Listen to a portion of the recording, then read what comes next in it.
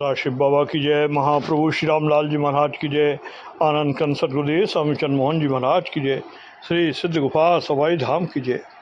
जय गुरुदेव।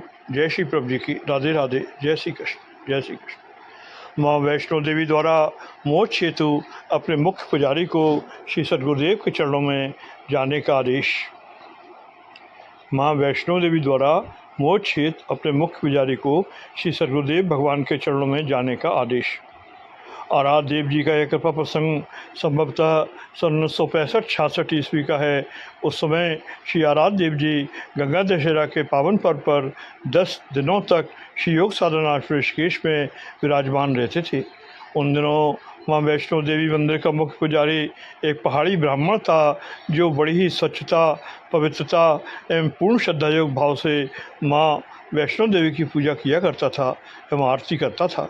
गंगा दशहरा के पर्व के दिनों में ही उसने माता के स्थूल दर्शन के लिए 41 दिनों का अनुष्ठान किया। अनुष्ठान के साथ ही उसने तीव्रतम मंत्र जप एवं कठोर तपस्या किया। अनुष्ठान के अंतिम दिन प्रातःकाल जब वो सोकर उठ रहा था तो उसका शरीर जड़वत हो गया एवं उसके शयन कक्ष में ही माता वैष्णो देवी ने उसे स्थूल दर्शन दिया। उस पुजारी पंडित जी ने माता वैष्णो देवी के चरणों में प्रणाम अर्पित किया। माँ वैष्णो देवी ने उसे आशीर्वाद दिया और कहा, मैं तुमसे प्रसन्न हूँ, जो वरदान मांगना हो मांग लो। उस पुजारी ने कहा, माँ यदि आप हम पर प्रसन्न हैं तो हमें मुक्त होने का वरदान देने की कृपा करें। माँ वैष्णो देवी ने कहा, बेटा मुक्ति प्रदान करना हमारे अधिकार क्षेत्र से बाहर की बात है।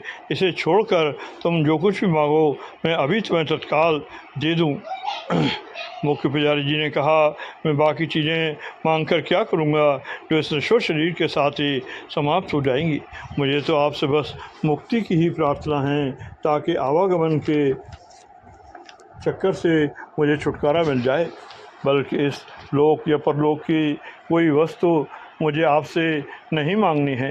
यदि आपको मुझे कुछ देना है तो आप मुझे मुक्त एवं सुख मुक्त होने का वरदान देने की कृपा करें। माँ वैष्णो देवी ने फिर कहा कि बेटा, जो वस्तु हमारे अधिकार क्षेत्र में नहीं है उसे मैं कैसे देने का वरदान दे सकती हूँ। मुख्य पुजारी ने फिर दोनों हाथ जोड़कर प्रार्थना किया, माँ यदि आप हमें मुक्त होने का वरदान नहीं दे सकती तो जिस परात्पर सत्ता के अधिकार क्षेत्र में मुक्ति हो उसी से दिलाने की कृपा की जाए।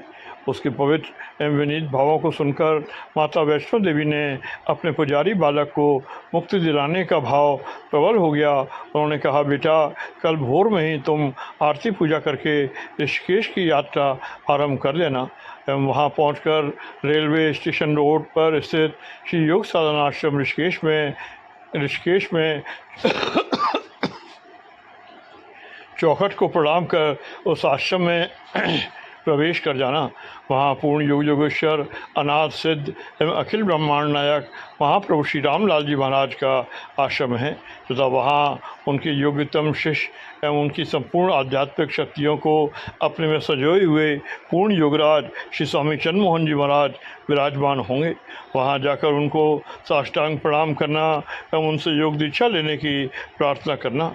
माता वैष्णो देवी ने उनके पास उनके उस मुख्य पुजारी बालक से प्रार्थना किया कि श्री योग साधना आश्रम ऋषिकेश के योगेश्वर जी से उसका कोई परिचय नहीं है, अतः उनसे प्रार्थना करने में उसे असहजता महसूस हो रही है।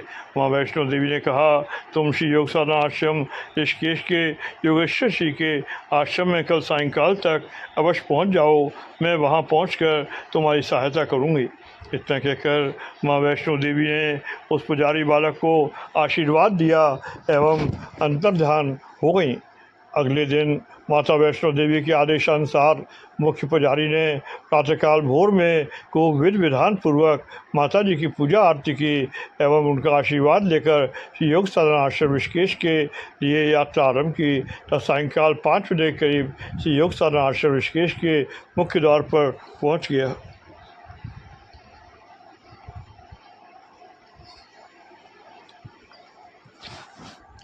श्री योग साधना आश्रम ऋषिकेश आश्रम में प्रवेश करने से पूर्व